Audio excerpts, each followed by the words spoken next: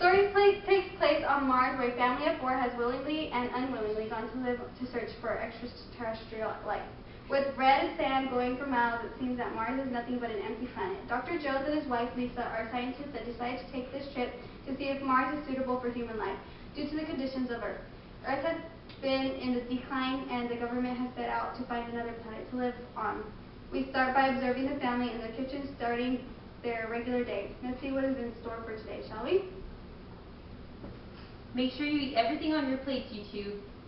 You can't go to school on an empty stomach. Mom, we don't really go to school. We just clean up the kitchen table after breakfast, and we have class in the kitchen. No need to be smart about it, Jessica. I wish I was in school with all my friends and being able to have sleepover and movie nights. Oh, Jessica, you will soon enough, honey. Don't worry. For now, you can do those things with us. Ew, that's not cool.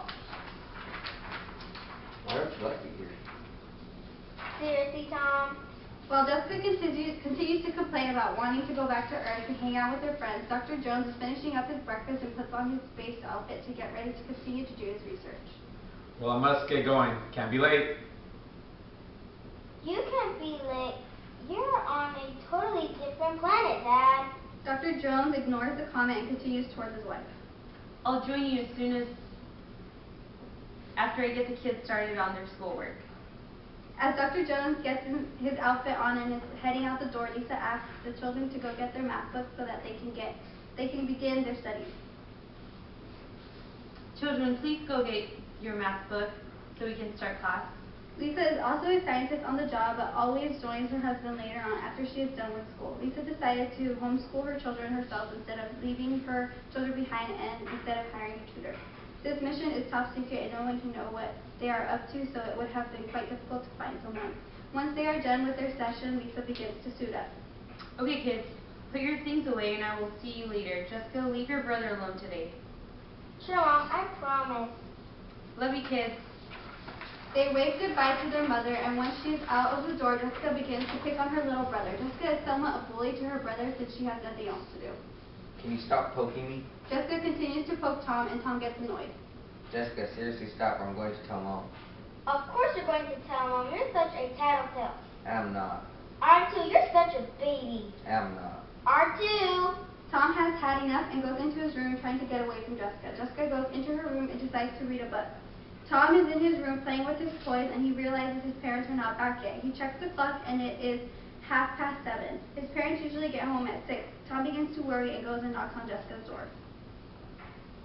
What do you want, Torb? Mom and Dad aren't home yet. So?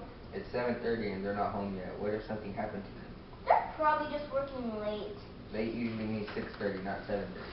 While having this argument with Jessica, they both hear a loud bang and begin to freak out. They run to the living room and look out the window of their small tent. They see nothing. Did you hear that? Yes. What do you think it was? I don't know and I do not want to find out. I'm going outside to see what it is.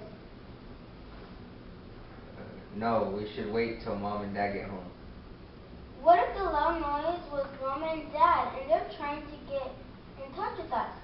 Tom starts to wonder and then came to realize that Jessica has a point. Maybe it is his parents trying to send them a sign that they need help, but is still too scared. He is still too scared. Tom has been out on research with his parents before, so he knows their usual route, but was told to never go out alone. Jessica is almost out the door before he can stop her. Tom puts on his suit as well and runs after Jessica. Jessica, wait. You don't know what's out there. Yes, I do. There's nothing. Jessica and Tom are looking at nothing. The same old emptiness they see every day. They look at each other confused. Tom looks down and notices some tracks that he has never seen before. Hey, Jessica, look. What is it? Tracks of some sort. Do you think this could lead us to Mom and Dad? I'm not sure, but let's follow them. Jessica and Tom follow the tracks and Tom notices that they are going off base. I've never been here before.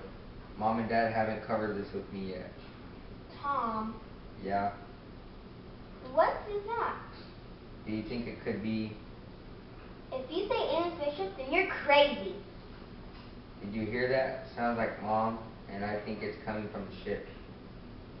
So, what do do we do? How do we get in there? Look, you see that small gleam of light coming from under the ship? No. Just follow me and keep quiet. We don't want to get caught. Jessica and Tom sneak up to the ship quietly, and Tom begins to pry up the opening open. He finally, after much struggle, gets it unhinged, and they are able to get onto the spaceship. You okay? I guess so. Now what?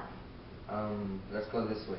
They go down this long, empty hallway until they hit a big silver door at the end of the hall. They look through the small window and see their parents tied up by these big silver aliens. Before they get a chance to react, other aliens that were heading into this room catch them. Jessica and Tom are tied up and are next to their parents. What are you two doing here? How did you find us? Well, you never came home and we heard a loud noise and we went outside to see what it was. And we saw these tracks and we followed them and they led us here. How did you guys get here? We were doing a regular run through of the grounds when it suddenly went dark. Next thing we know, I'm tied up in front of these aliens. Oh, beep boop bop. They have been talking like this since we woke up. We can't understand them. The aliens then group up and see it seems to be a group meeting. Tom realizes that he is not tied up tight enough and believes he can get free with a little more wiggle. Hey Dad, I think I can get us out of here. How? I can get out of this rope and I can release you, but we need to distract them somehow. Maybe we can mimic some of their language. Let's pay attention and see if we can make out any of the words, and then we will repeatedly yell it to them to get their attention. I'll distract them. Tom, you get everyone untied. When I say go, we will all run for it. Got it? Got it. Tom releases himself from the ties and begins to go towards his parents in a very discreet way. He unties the rest of his family while Jessica is keeping them distracted with the word she understood. Beep, beep, beep. All the aliens turn around and run towards Jessica and begin to examine her. While Tom is releasing his parents, when Jessica notices that they are free, she stops shouting and the aliens go back to talking amongst themselves. When Tom got the chance, he ran to his sister and tied her as fast as he could, and Jessica yelled, "Go!" And they all began to run for it. Follow me this way. The aliens see them running and begin to go after them. Let's get out of here. They make it to the unhinged panel that Tom had removed to get into the ship. Once they are all out, they run as fast as they could to the emergency spaceship they have next to their tent. The aliens are right behind them the whole way. Hurry, get in. They all rush in and Dr. Jones starts up the rocket. The aliens are banging on the rocket trying to get in. Dr. Jones gets the rocket ready and they launch. With a sigh of relief, they all begin to relax, thinking everything is okay. That was close. Now we know that Mars is not suitable for humans until these aliens are taken care of. I'm just glad that we are going back to Earth. I never want to leave the planet again. You're very brave back there, Tom, and very smart on your feet. Way to get us out of there. Tom smiles to himself, feeling proud of what he has done. Once they land on Earth, they go straight to the government and explain what they have just experienced on Mars.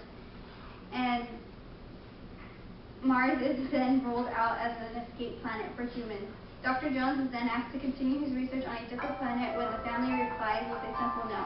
They are finally able to live a normal life, and Jessica can now have her